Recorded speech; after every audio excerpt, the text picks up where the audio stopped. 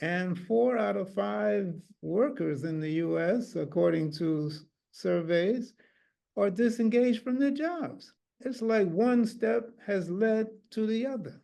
And I would say, is that what you want for your kid? The surveys are not saying that they are not skillful enough to do the jobs. They're not engaged enough to want to stick with the job and put their best into it. And if you're an employer, don't you want the latter? Caring for others is part of your life, but it's not all of it. This is your space for growth, confidence, and connection to the whole you. Welcome to the Dali Talks podcast. Welcome back to the Dali Talks podcast. I have another special guest, Dr. Anane Olatunji.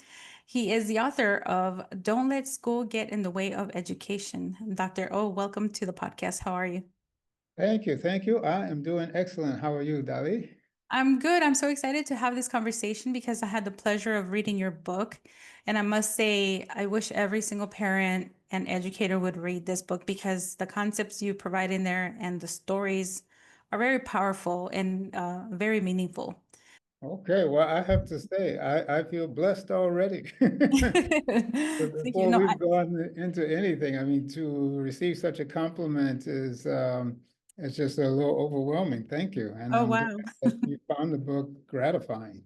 Yes, I mean, it should be, in my opinion, issued to every single educator. So tell us a little bit about what inspired you to write this book. Well, what inspired me? Okay. So I'm in my at least my third decade in education. Okay. I've worked in this field as a teacher. I've been a professor. I've been a program manager. I've been a staff developer. Currently, I work as an education consultant, evaluating educational programs. Um, Apart from that, yes, I am a parent, and like most of us, I have been a student. And over the years, I have come to see patterns in schools and how they work, patterns even from my kids' experiences. And lo and behold, when I thought some of these issues might have just been in my day, I see them repeated in their time. And so this work is really inspired by me coming to grips with what I call the subtle but significant problem in education, where kids become totally detached emotionally from school on account of the way it operates and some of the fundamental premises underlying the system.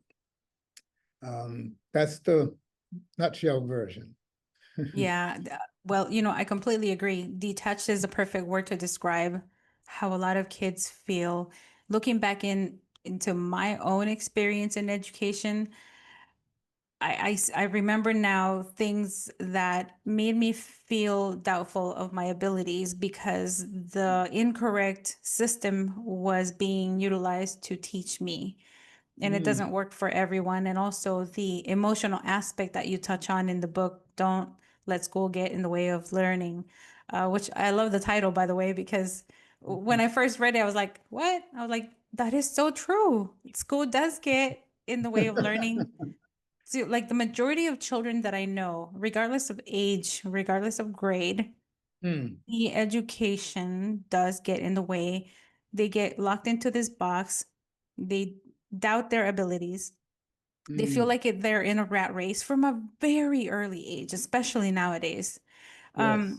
And it's so unfair to them because they are so full of hope and aspirations and dreams, Yes. and that slowly starts to dim. And it's so sad to see that. Yeah. So speaking of that, because I love your story of how you ended up in school. Did you have a teacher who encouraged you that your learning outside of the box should be, amplified, or was there a teacher that totally crushed it? Not so much. Let me say the irony of me writing this book is because is that I am a educational success story, okay? I did not have an alienating experience for the most part.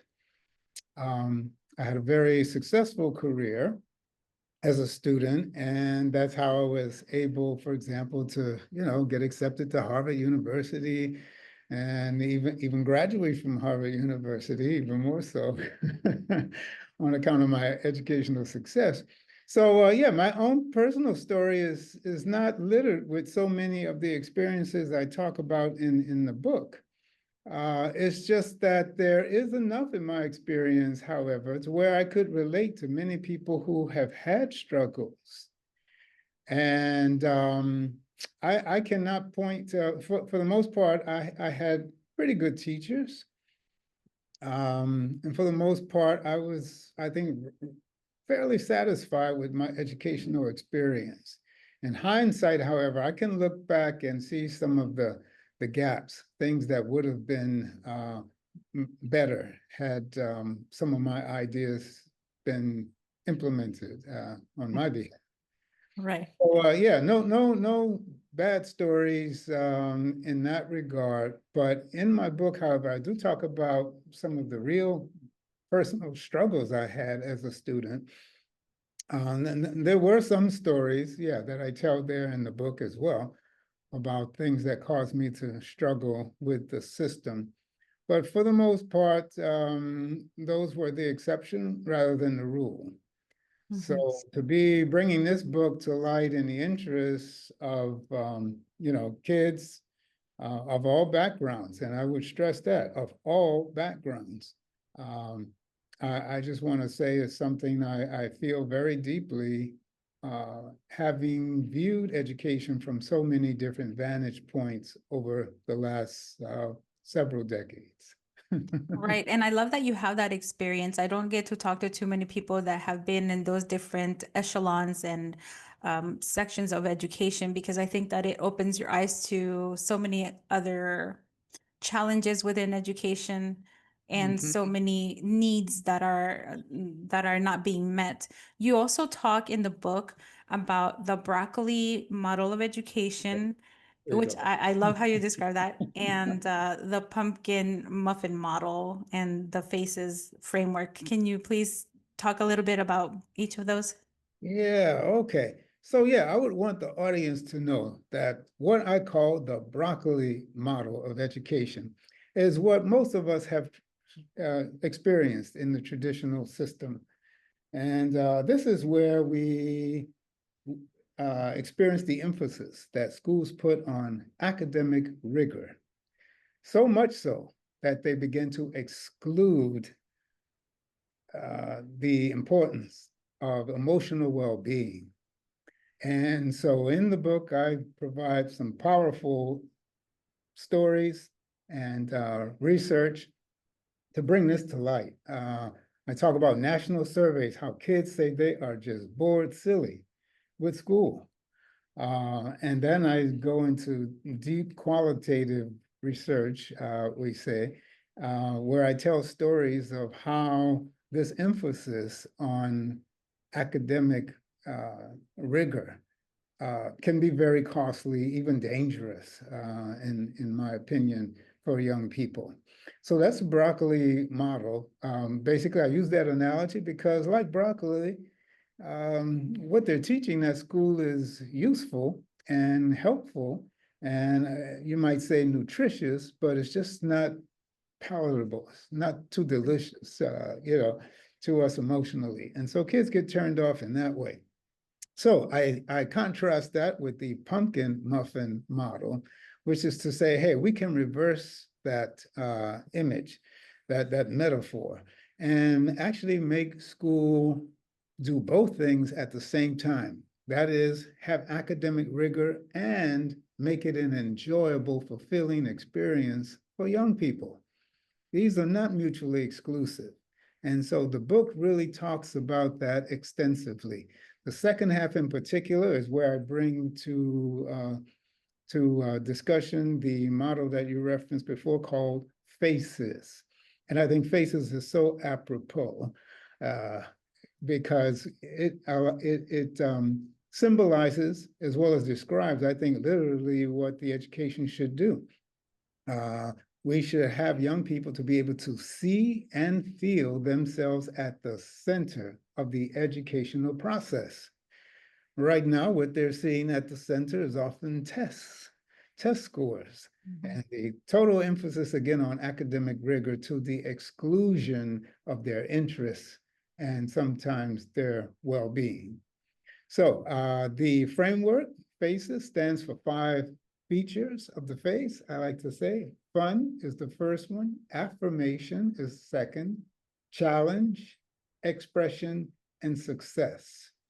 Each of these represent my ideas of how we could transform education right now if we included those elements into the instructional process.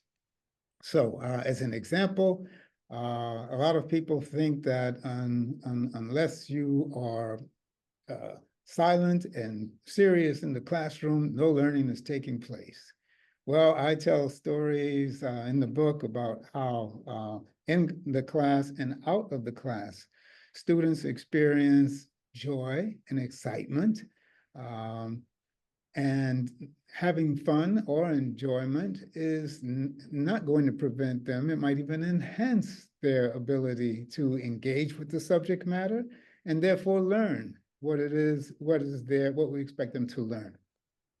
So I go through each one of those. I won't elaborate here for the sake of time, but let me just briefly mention the other 4. Affirmation simply means that our educational system and our educators are to affirm our young people, validate who they are, where they're from, so that they always are encouraged to believe in themselves.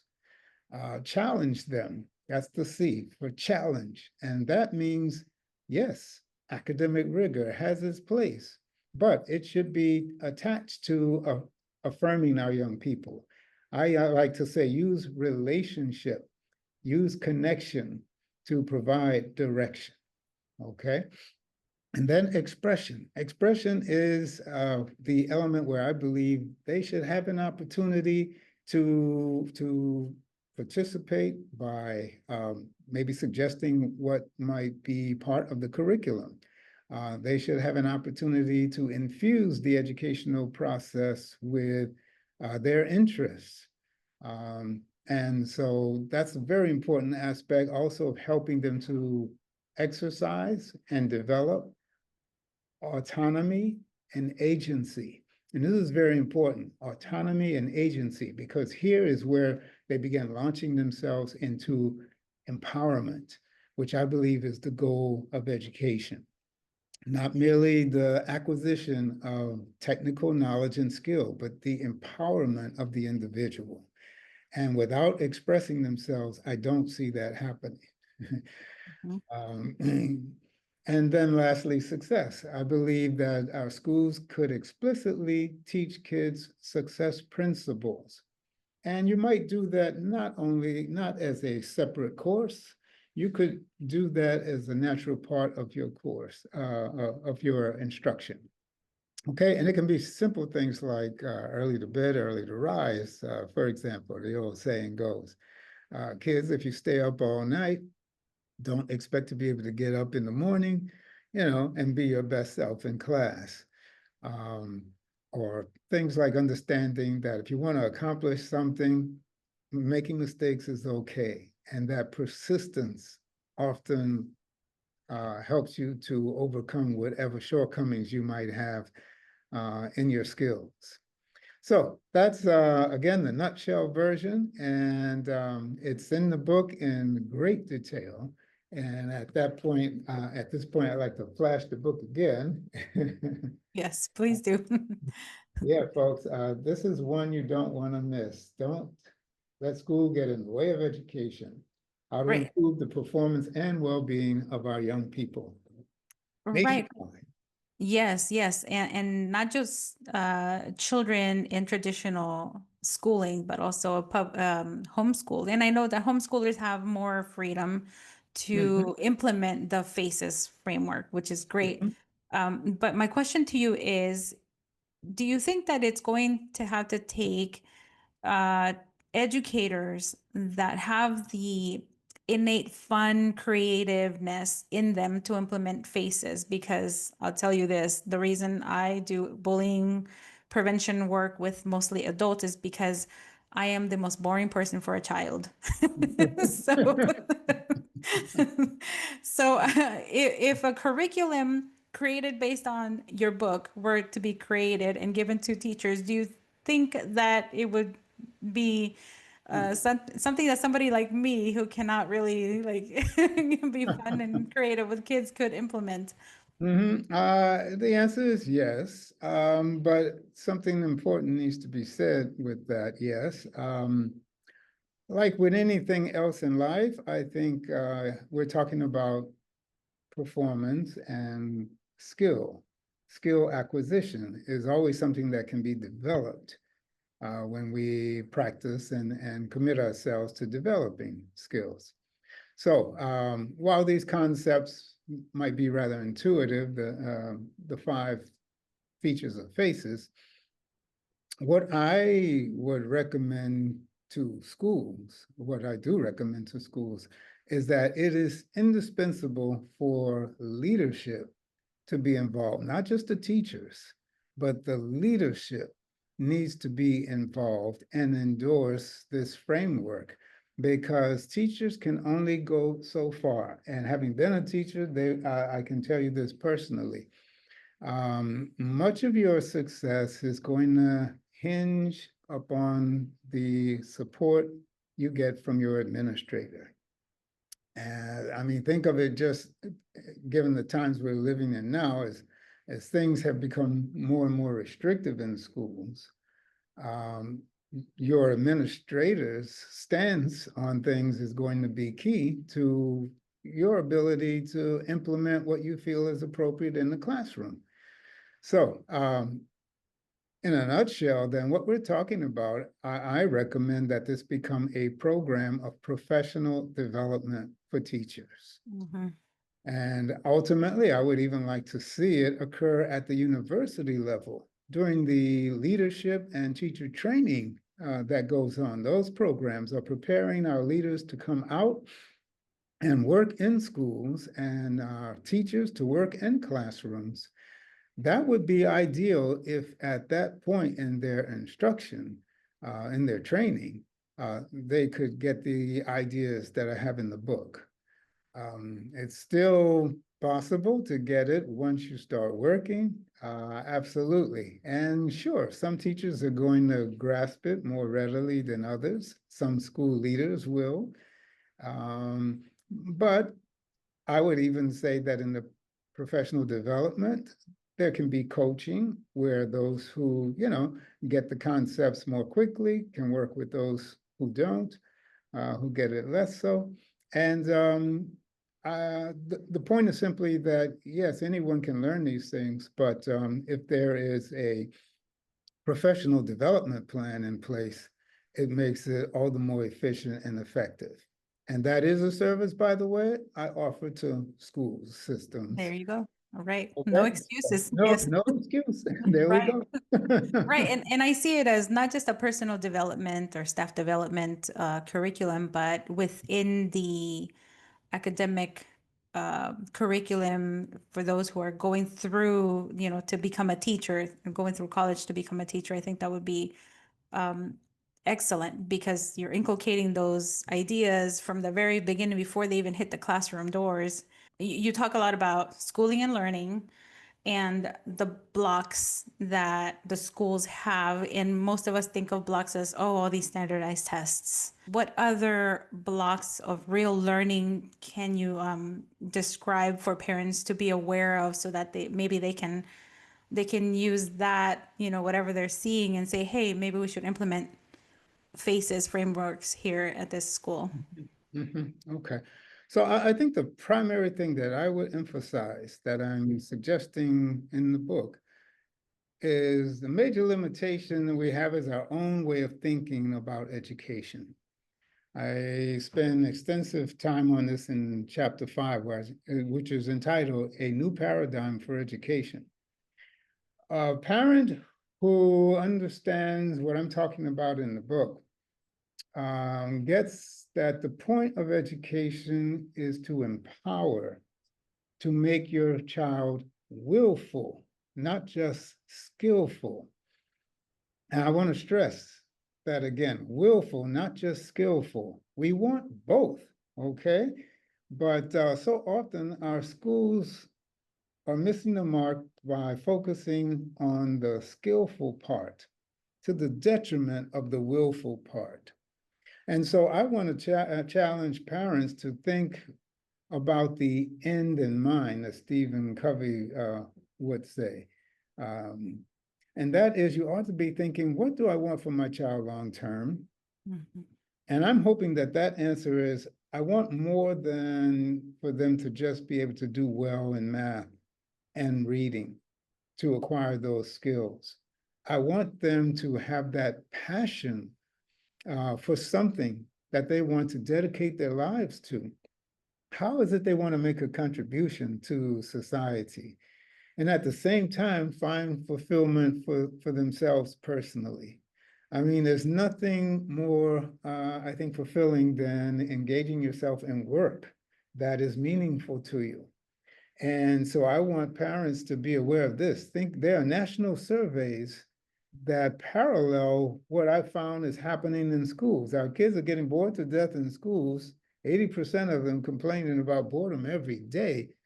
And then you look at what's going on in the world of work. And 4 out of 5 workers in the US, according to surveys, are disengaged from their jobs. It's like one step has led to the other. And I would say, is that what you want for your kid? The surveys are not saying that they are not skillful enough to do the jobs. They're not engaged enough to want to stick with the job and put their best into it. And if you're an employer, don't you want the latter yourself? Yeah, you want people who are going to give their all to that job, not just who can do it well. So I think parents really have to step back. I would call it, you want to deal with your school, you want to be equipped with a 30,000 level view of education. And that's what my book is great at, I think, at providing you with. If you get that, there are some others I could give you that help deal more with nuts and bolts. But I think the major thing is the paradigm or the model that you use to understand what's going on with the system as a whole, and therefore how it's impacting your child. Yeah, I see that a lot of parents struggle with the balance of let your kid explore versus do your homework. And I know that comes from our old mentality. That's what has been implemented for many, many decades. So how can they encourage curiosity without letting grades slip? Mm-hmm.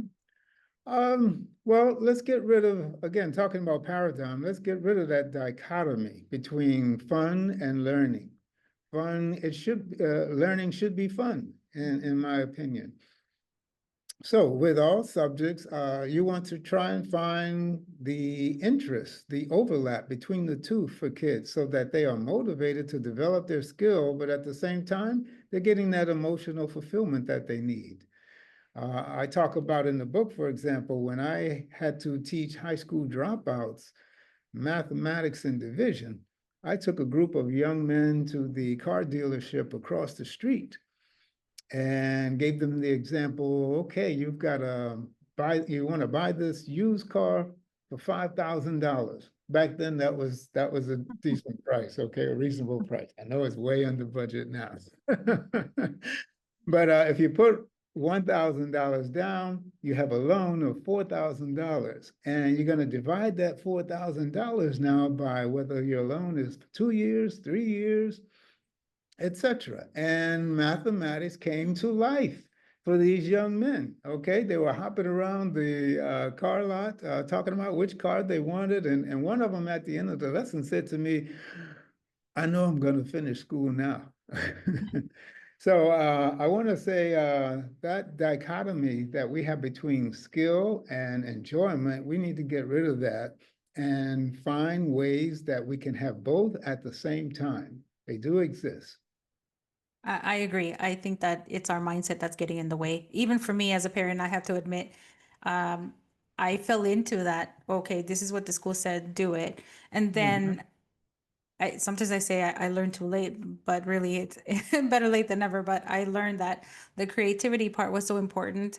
And in that it was up to me to create that opportunity no matter how tired. And that's the thing that I see with parents. They're tired, they have so many responsibilities. Now they're also combating for their kids' attention, not just with the television but with all these applications and AI, and it's just insanely It is. overwhelming sometimes.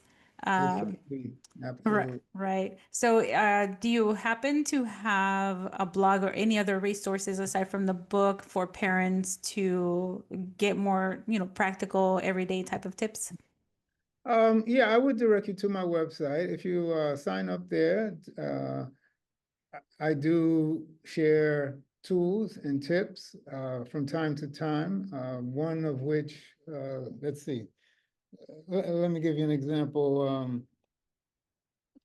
Well, I think the idea I gave away just now is one such idea, and that is there are what you want to strive to do is always use your child's interests and combine that if you can, and usually you can if you start thinking outside of the box with the subject matter at hand or the assignment at hand. That's a straightforward tip. I also have what I call a declaration of talented and giftedness. And this is a download that you can, a form that you can download, put it in your journal or your child's journal or frame it in their room. And what it is a declaration of your belief in them that they are a gifted and talented child, despite whatever the school system has to say. And I only say that because we know our schools traditionally, they give tests and they classify some students as gifted and talented and others not. And so one of the things that I suggest in the book is that we should see all of our students as gifted and talented in some way. And this is not to deny the other reality that some of us, sure, we grasp the academic content faster than others. Um, so anyway, that's a simple tool, very practical that one can download. You put your child's name in there and you sign it, and it's a wonderful declaration affirming your belief in their ability and in their potential. Thank you. For teachers listening, what's one small shift that they can do that they can make tomorrow in their classroom and encourage Okay. relearning? Yes, let me add and just say with teachers, also, if teachers sign up, for example, what they can get as one of the tools that I offer is a survey instrument Mm, that you can use, particularly now at the beginning of the school year, a survey instrument that you can use with your students to find out what their interests are.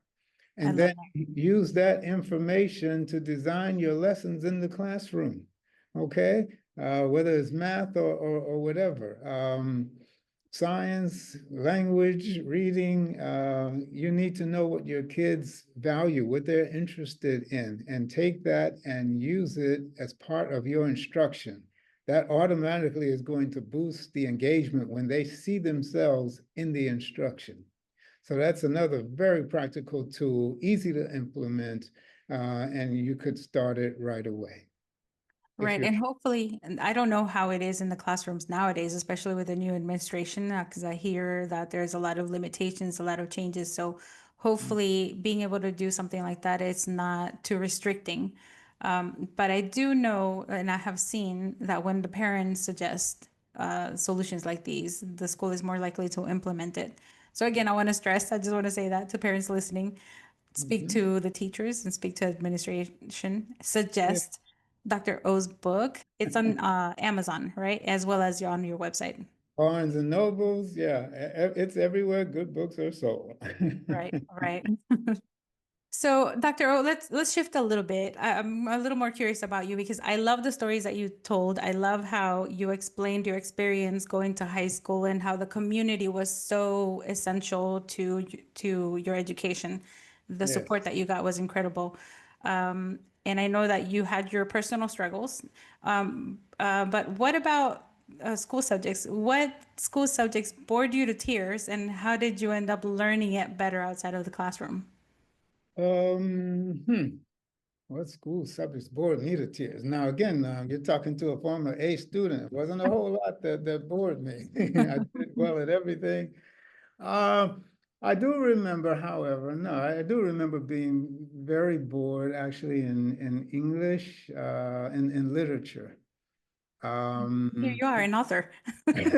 Yeah, I'm glad you pointed that out because what people should know is it did become painful for me to write while I was in high school and in college.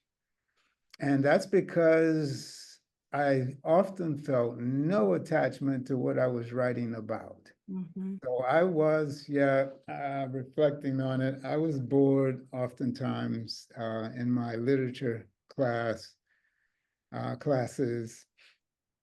because I felt little connection to the subject matter. And that is what cured me ultimately. In college, you have a lot more leeway, I think, to choose what you want to write about.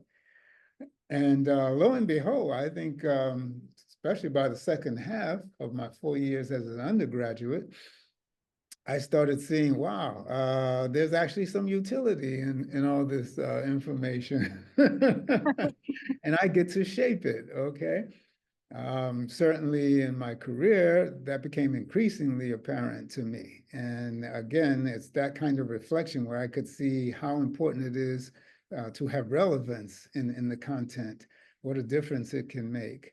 It turned me from someone who hated writing and was not passionate about it at all to now an accomplished author who's got a bestseller. That's right. And I'm so glad that you shared that because I want to remind people that those public figures that we see who are so amazing at their craft Mhm. didn't always start off being amazing at it. It's crazy that you just overcome, and sometimes the one thing that makes you cry over over the homework ends up being one of your most powerful skills later on because you just hone down and focus on it so much. But That's right. if you could design your dream school, what three things would be gone forever, and what three things would replace them? What would be gone forever? I would say the use of tests for Mhm. ranking. I think tests would be better used for designing curriculum to find out where kids are and what they know. I think it's very unfortunate that our young people experience so much stress around testing. What else might I get rid of? I would get rid of, as I talk about in my book, the purely, not purely, I would be exaggerating, the primarily academic emphasis of so much of what we learn. In other words, the irrelevance, because we focus so much on the technical aspects of knowledge. Mathematics is a perfect example. Math starts having its own language of its own, and because we don't make math practical, for kids. So many of us get lost in math at an early age, turned off to it.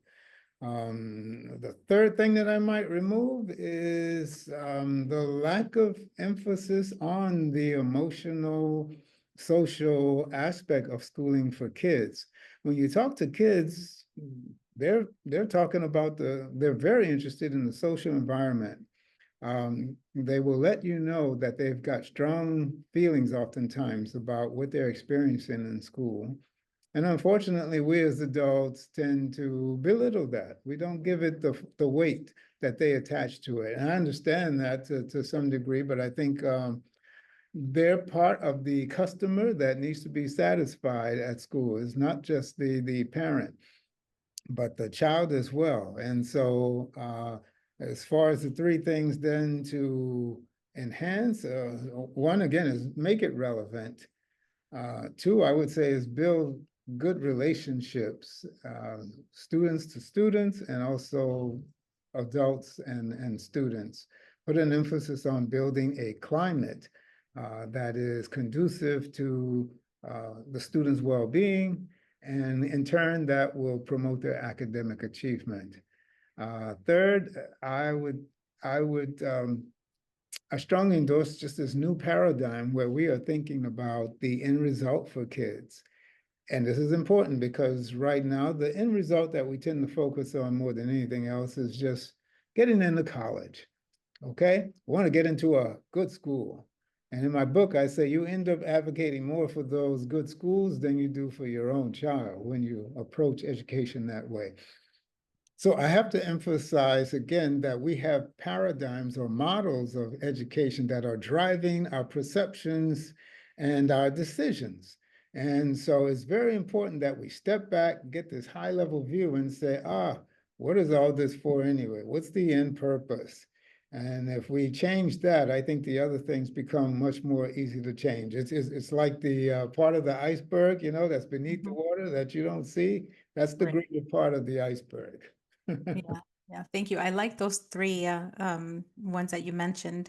And for parents, what's one thing that you would urge them to do tonight at the dinner table with their kids to open up curiosity and critical thinking? And invite kids to talk regularly, not just tonight. Keep it going. Start it tonight. What would you like your school year to be like this year? What was missing last year that you'd like to see this year? Help them to dream of possibilities. What can they do differently? What can you do to be better? There's no end, I think, to the stories that kids will tell you once you give them the space to do it and encourage them. So encourage them to talk about their experience. I would say every night at the dinner table, that's a good conversation to have. How did it go today? What went well, what didn't go so well, and how can we make it better next time? Right. Yeah, practical, not earth-shattering, but often I think overlooked. Right. Yeah, I love that you mentioned ask them because different questions, because I think until we're asked certain questions, certain things might resonate or click.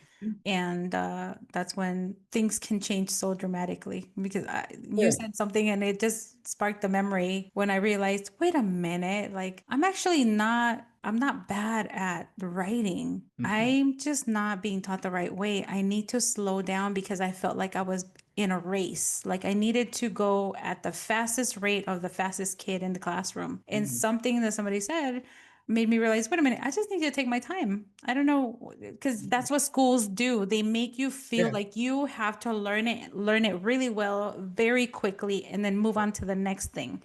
yeah, And it can be so debilitating. So for yeah. kids, if they're listening to this podcast right now, what advice would you give them to not just survive school, but actually grow from it? I would definitely say try to identify, be clear about what it is you enjoy doing, and then ways that you can weave that into your subject matter. So if you enjoy, sports or designing clothes or whatever, see if there's a way that you can tie that into the literature class, the mathematics class. I'll give you my example about math and cars. But what about designing your house, for example? And also think about what it is you might want to ultimately become in life. What do you want to do? There's so much emphasis on just getting into school, but not enough emphasis on what do you want to do after school? That's your real life. And school should be preparation for that. And if you can identify that end result, it will help you plan the next step. So in other words, school will kind of take care of itself once you figure out where you're going, where you'd like to go. Okay. And so last with that is spend as much time as you can actually exploring those possibilities. So do that online to the extent that you can. Find mentors in your community. Talk to some of those boring adults and learn what they do. And you might be surprised, by what you can learn from them that might be helpful to you in charting your career forward, your path forward. Yeah, I love that you said that because it's one of the things that I always tell my kids is like, talk to the old people. They're so interesting. Like you, they look just like innocent people that don't know what's going on around them because they're in their own world. But believe me, they always have the coolest stories and they've been part of something great that you would never think of. I mean, I have sat next to a lady who was part of the civil rights movement and she just looked like a grandma watching her kid at the gym, you know? So I give them that example. But okay, so let's end on a kind of fun note. So here's a question for you. If your book were to be turned into a Netflix series, what would the title be of the first episode? Hmm. Free your mind, and the rest will follow. Ah, I like that. I like that very much. So And yeah, I have to say again, the book is very much about changing the way you think. Mhm.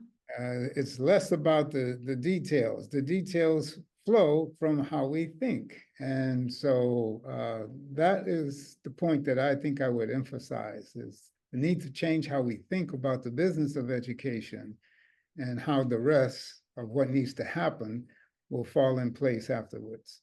Yeah, I agree. I totally agree. I think that's what I loved so much about your book, that it's like it's a book that talks about, hey, it's yeah, let's learn, but there's emotion that we need to take care of. And because all of these schools talk about social emotional learning, and really that's what you're talking about. You're talking about it, actually implementing that into Mhm. the school system and the learning Yes. to take care of the whole person. Thank you so much, Dr. O. Now, one more time, can you please tell people where they can find you on social media, your website, or anywhere else? Okay.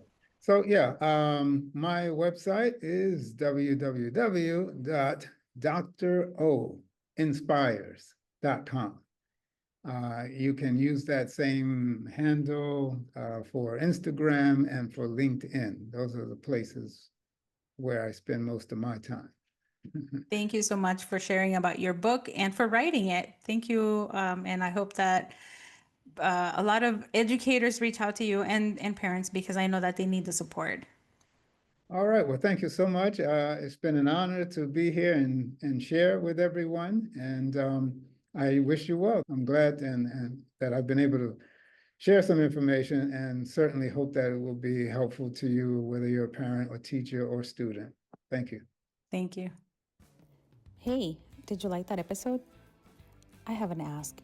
Would you mind leaving me a review? It would really help me improve this podcast so that you can come back and keep listening. Also, don't forget to check me out at dalitalks.com and follow me on social media at dalitalks. Until next time.